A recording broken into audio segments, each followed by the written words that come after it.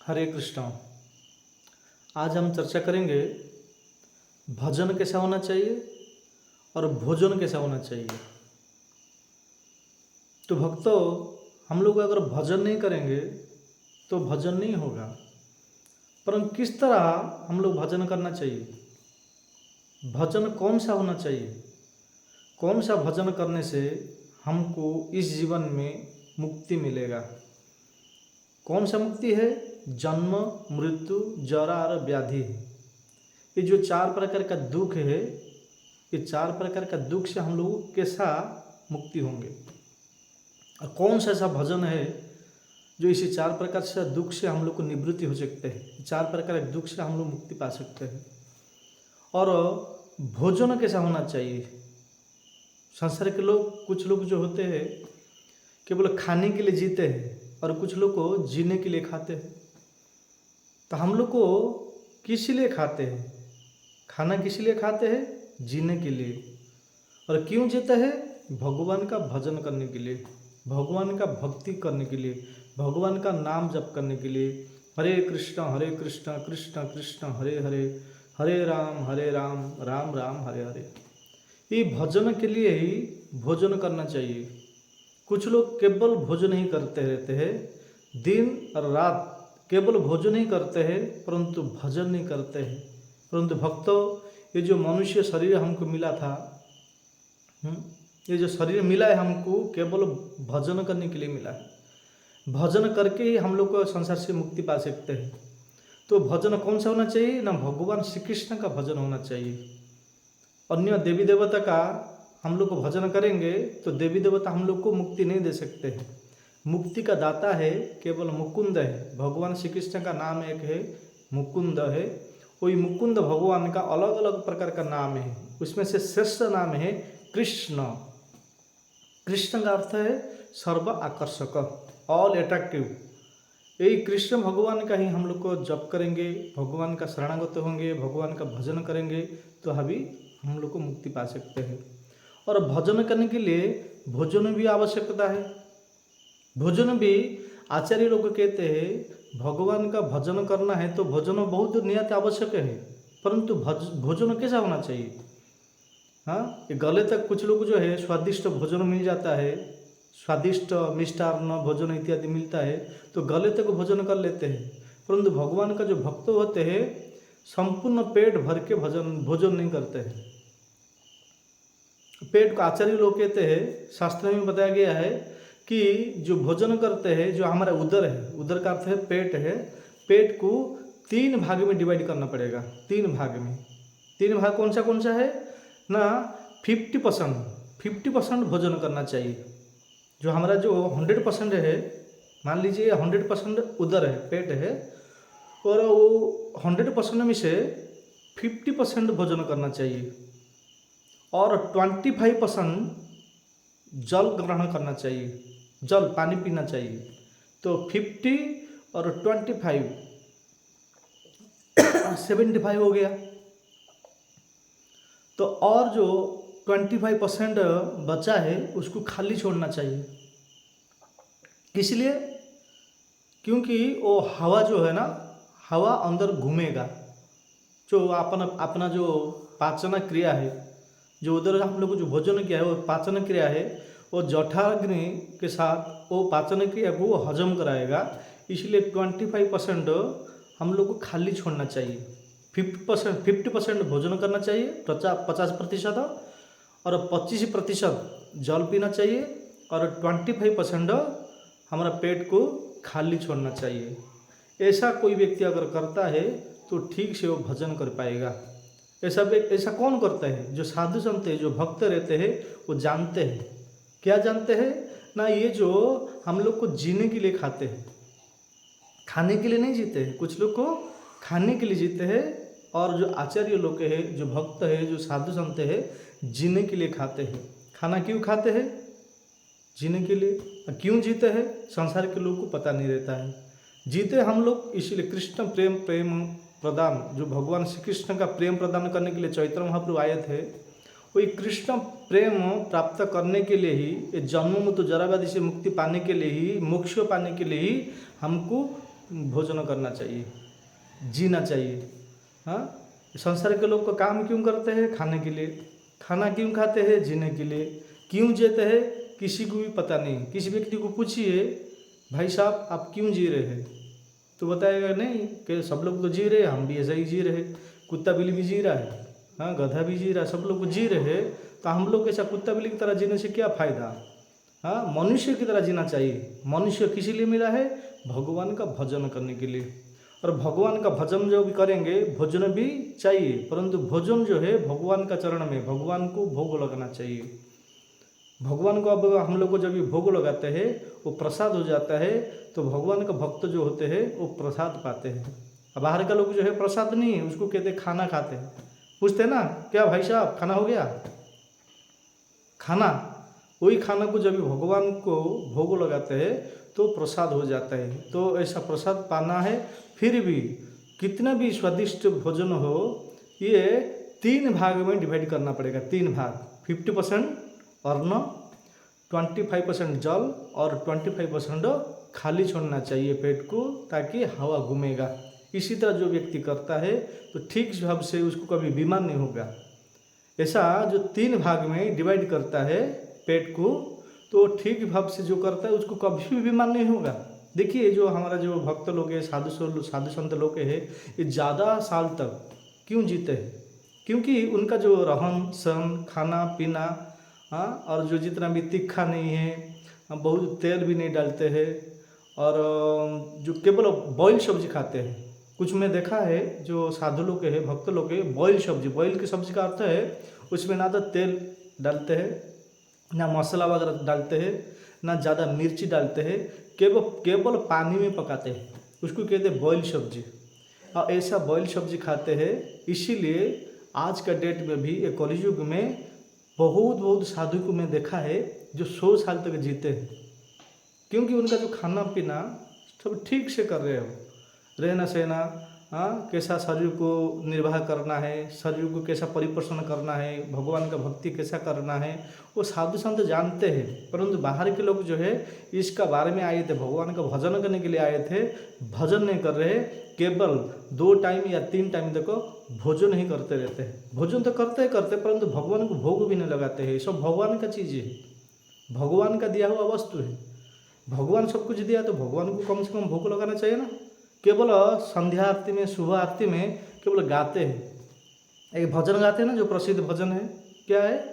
तन मन धन है तेरा, सब कुछ है तेरा, तेरा तुझको अर्पण, क्या लगे मेरा, ओम जय जगदीश हरे। कहते तो सत्य है, ठीक ही बात बताता है। ये तन कौन दिया है? भगवान दिया है। मन कौन दिया है? भगवान दिया है। धन कौन दिया है? भगवान दिया है। तन मन धन है सब कुछ तेरा। भगवान प्रार्थना करते हैं, प्रभु ये जो तन है, ये मन है, धन है, सब कुछ आपका है। और क्या कहते हैं? तेरा तुझको अर्पण, क्या लगे मेरा। आपका चीज़ है, आपको अर्पण क्या है इसमें प्रभु, मेरा क्या है? मेरा कुछ नहीं है, आपका चीज़ है, इसलिए आप लीजिए। ऐसा कहते हैं, परंतु कोई देता नहीं है, केवल गाते रहते हैं। हाँ, ये तन अगर भगवान हमको दिया है, भूमि रप नल वायु खम मन बुद्धिरे बच अहंकार इत्यमन्य भिन्न प्रकृति अष्टदा। हाँ, जो 8 प्रकार का वस्तु से हमारा शरीर बना है, पृथ्वी, जल, अग्नि, वायु और आकाश, मन बुद्धि और अहंकार है, भिन्न प्रकृति अष्टदा। ये प्रकृति मेरा है। माया दक्षिण प्रकृति श्वेत सचराचरम हेतु नान कौंतेय जगद्दी परिवर्तते। प्रकृति मेरा है, प्रकृति का द्वारा ही हमारे शरीर का गठन हुआ है। जो मन भी है, धन भी है, हाँ, तन भी है, ये सब भगवान दिया है। हम लोग केवल गाते रहते हैं, परंतु कोई जो तन है, तन को कोई भगवान का चरण में समर्पित करते हैं? नहीं करते हैं, खाली केवल बोलते हैं। तन का अर्थ है शरीर है, तन मन धन। हाँ, कोई तन को, तन का मतलब पूरा शरीर जो मिला, देह मिला है, भगवान श्री कृष्ण का चरण में कोई समर्पित होता है क्या? देता है क्या प्रचार के लिए? कोई नहीं देता है। मन है, मन तो इतना चंचल है, इतना चंचल है, मन को कोई 1 मिनट भी नहीं लगाते हैं। केवल मन में केवल खराब बात सोचते रहते हैं, गलत बात सोचते हैं, अन्याय, अत्याचार, भ्रष्टाचार, दुराचार, ये प्रकार का बात, हाँ, केवल सोचते रहते हैं। कभी भी भगवान का भक्ति में एक बार भी नहीं लगाया है।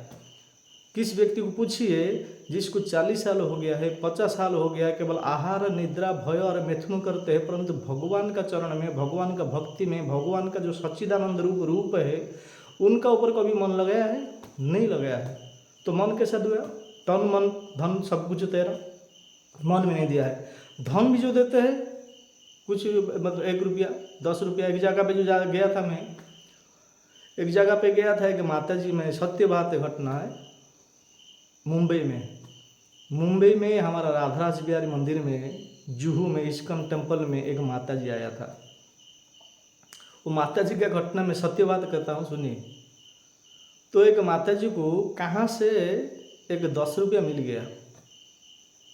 वो 10 रुपया कहाँ से मिल गया उसको पता नहीं है। जैसा कि हम लोग कभी कभी हमारे पास फटेला नोट आ जाता है ना, तो माता जी के पास ऐसा फटेला नोट आया था। जब ही रिक्शा से आया, मैं देख रहा हूँ बात को, रिक्शा से आया, ऑटो रिक्शा से, ये 15-20 साल का बात है। तो ऑटो वाला को 10 रुपया निकाल के दिया। उस वक्त रिक्शा का मैक्सिमम चार्ज था 7 रुपया था उस वक्त। तो 7 रुपया जहाँ पे भी जाएंगे, यहाँ से आप ½ किलोमीटर जाए और 1 किलोमीटर भी जाएंगे तो 7 रुपया ही लेता था। तो वो माता जी जो आया, कुछ ½ किलोमीटर है, 500 मीटर ऐसा आया है, तो रिक्शा वाला को पैसा दिया। कौन सा पैसा दिया? वो जो फटेला नोट था 10 रुपया उसको दिया। तो आजकल तो सब लोग को पैसा जो देख के लेते हैं, कोई फटला है या नकली है, असली है, कुछ देख के लेते हैं। तो माता जी जब दिया ऑटो वाला को, ऑटो रिक्शा वाला को, तो देखा कि ये फटला है। बाद में रिक्शा वाला बोला कि माता जी ये फटला है, अच्छा नोट दीजिए। तो फिर वो फटला नोट लेके आए, फिर अच्छा नोट दिए। बाद में वो माता जी रास्ता में कुछ सब्जी था, सब्जी का मार्केट था, वहाँ पे सब्जी खरीदने के लिए गया। जब सब्जी खरीदा तो कुछ बैगन का या कुछ परवल का कुछ सब्जी खरीदा, आधा किलो या 1 किलो खरीदा। उस वक्त तो सब्जी भी बहुत सस्ता रहता था, 5 रुपया 10 रुपया ऐसा रहता था। आज से 15-20 साल पहले का बात है। तो उसे ऐसा कुछ सब्जी खरीदा तो उनको पैसा 10 रुपया दिया, वही फटेला नोट दिया। वही फटेला नोट उसको दिया तो सब्जी वाला भी नहीं लिया। बोले कि माता जी इतना सब्जी, फ्रेश सब्जी आपको दिया है, आप फटेला नोट देते हैं, ये नहीं चलेगा, आप अच्छा नोट दीजिए। तो फिर वो रिटर्न लेके आया और फिर अच्छा नोट उनको दिए माता जी। बाद में अलग दुकान में गए, कोई राशन दुकान में गए, हाँ, कोई किराना दुकान में गए, कोई मेडिकल स्टोर में गए, सबका पास सब दुकान में एक फटेला नोट दिया। वो सोच रहे थे कि कहाँ पे भी ये चला दूंगा, परंतु कोई भी व्यक्ति नहीं लिया वो फटेला नोट। बाद में वो इस्कॉन मंदिर में आया, मुंबई इस्कॉन जुहू मंदिर में आया। तो मंदिर में आते तो कुछ डोनेशन बॉक्स रहता है, दान हुंडी रहता है ना, तो कुछ दान दक्षिणा डालते हैं कुछ लोग।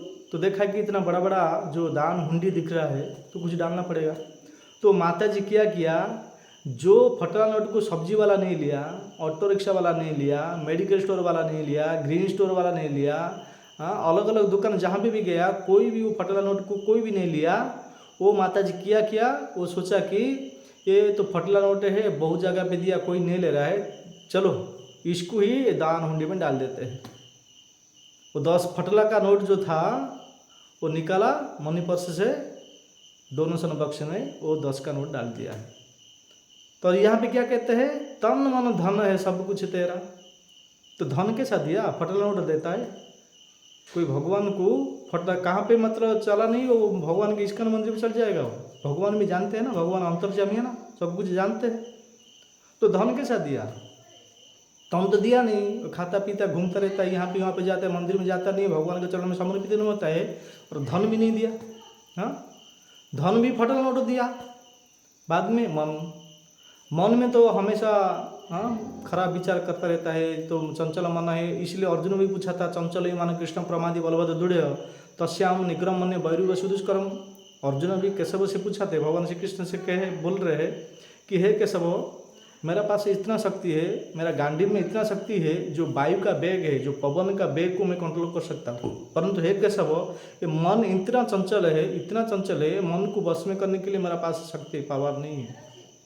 तो इस बात को भगवान भी मानते हैं। कहते हैं मन बहुत बहुत बहुत है, चंचल है, उसको वश में करना बहुत मुश्किल है, परंतु इसके लिए क्या उपाय नहीं है? भगवान श्री कृष्ण कह रहे हैं इसके लिए भी उपाय है। क्या है? अभ्यास योगन कौन्तेय मामी छप्तुम धनंजय। अभ्यास योग मन्मना भव मद्भक्त मध्याजीमा नमस्करु मामे वश्य से सत्यम ते प्रतिजना प्रियसी में। सबसे पहले तुम्हारा मन हे अर्जुन मुझ में लगाओ। 3 बात बताए। मनमना मतलब तुम्हारा मन है मुझ में लगाओ, और मनमना भव मद भक्त मेरा भक्त बनो, मध्याजीवम नमस्करु, हाँ मुझे कम से कम 1 बार 2 बार प्रणाम करो। तो इस तरह करोगे तुम्हारा मन लगेगा। परंतु इस तरह कौन कर रहा है? कोई नहीं कर रहा है। भगवान को कोई भक्त हो रहा है? भगवान को कोई प्रणाम कर रहा है? अरे मंदिर भी तो नहीं आता है, प्रणाम कैसा करेगा वो? तन भी नहीं दिया, मन भी नहीं दिया, धन भी नहीं दिया, केवल कहते हैं तन मन धन है तेरा, सब कुछ है तेरा, तेरा तुझको अर्पण क्या लगे मेरा, ओम जय जगदीश हरे। केवल बोलना ही रह गया, कोई इसका पालन ठीक से पालन नहीं करते। और केवल भोजन ही करते हैं। भक्तों भजन का बारे में कुछ जानते नहीं है, और जो कुछ है 99% लोग को जो केवल भोजन करते हैं, 1% लोग को जो है जो भजन करते हैं। संसार में देखा जाता है, मैं तो पूरा भारत में घूम के आया है, संकीर्तन डिपार्टमेंट में था, गाड़ी में जाता था, पूरा भारत में घुमा है, देखा है। 99% लोग जो है केवल भोजन का चक्कर में रहते हैं। जैसा पशु लोग है वो क्या करते हैं? आहार निद्रा भय में तुम। सुबह जो भी कुत्ता बिल्ली कौवा वगैरह उठते हैं ना, जगते हैं, तो क्या करते हैं? कहाँ खाना मिलेगा, कहाँ खाना मिलेगा, ऐसा दौड़ते रहते ना भोजन के लिए। इस तरह आज का लोग भी, मनुष्य भी ऐसा हो गया, केवल भोजन के लिए ही दौड़ रहे हैं, भोजन के लिए कोई किधर भी नहीं जाता है। और साधु संत लोग, बड़े बड़े प्रवक्ता लोग आते हैं, बड़े बड़े साधु सन्यासी लोग आते हैं। हाँ, भगवान का भागवत कथा, श्रीमद् भागवत कथा सप्ताह होता है, उनके लिए भी जाना चाहिए, ये भी नहीं जाते हैं। और क्या करते हैं? होटल में जाते हैं, रात भर घूमते रहते हैं। कोई क्लब में जाते हैं, कोई होटल में जाते हैं, और कितना बजे आते हैं? 2-3 बजे आते हैं। कम से कम 2-3 बजे तक वो होटल में बाहर में घूमते रहते हैं। कोई रेस्टोरेंट में, कोई बियर बार में, अलग अलग जगह में घूमते रहते हैं। घर में आते हैं 2-3 बजे में देखा है, स्वयं में देखा है। 2-3 बजे अगर सोएंगे तो सुबह कैसा उठेंगे? नहीं उठेंगे। हमारा भक्त लोग जब भी जगते हैं, उठते हैं, तब ये लोग सोते हैं। भक्त लोग जब भी जगते हैं, जब कब जगते हैं भक्त लोग, साधु संत लोग जो कभी जगते हैं 3-4 बजे जग जाते हैं, उठ जाते हैं। उस वक्त जो कर्मी लोग को, मायावादी लोग है, केवल जो भोजन का चक्कर में रहते हैं, वो लोग को 2-3 बजे सोते हैं रात। और भक्त भजन के लिए जो शुभ मुहूर्त है, श्रेष्ठ मुहूर्त है, अमृतमय बेला है, वो सुबह का समय रहता है। हाँ, सुबह का समय जो ब्रह्म मुहूर्त कहते हैं, जो 4 बजे 5 बजे सूर्य उदय होने से 1.5 घंटा पूर्व को ब्रह्म मुहूर्त कहते हैं। उस वक्त साधु संत भक्त लोग उठ जाते हैं, भगवान का भजन करते हैं, क्योंकि जानते हैं हम लोग भजन के लिए आए हैं। ये मनुष्य शरीर एक ऐसा का शरीर है, इस मनुष्य शरीर के साथ ही हम भगवान का भजन कीर्तन करके इस धराधाम से हम लोग भगवान का परम धाम वैकुंठ धाम जा सकते हैं। हाँ, जानते हैं, परंतु हम लोग को तो जानते हैं, हम लोग भजन करते हैं, हम लोग को आनंद मिलता है। ये आनंद बांटने के लिए जाते हैं। बाहर के लोग जो बोलते हैं, भाई साहब आप केवल भोजन नहीं करो, भजन भी करो, परंतु कोई बात सुनने के लिए तैयार नहीं, तो क्या करें? इसी तरह हम लोग को सारे संसार में जाते हैं, प्रचार करते हैं, परंतु कोई भाग्यवान व्यक्ति है जो भगवान का शरणागत होता है, भगवान का भजन कीर्तन करता है और खाना पीना का संयम रखता है। तो इसी तरह जीवन यापन करके, भगवान का भक्ति करके, भगवान का नाम जप करके, हरे कृष्ण कृष्ण कृष्ण हरे हरे, हरे राम राम राम हरे हरे, इसी तरह नाम जप करके, भगवान का भजन कीर्तन करके संसार से मुक्ति पा लेता है। और बाकी लोग सब यहीं का यहीं रह जाते हैं। बहुत बहुत धन्यवाद। हरे कृष्ण।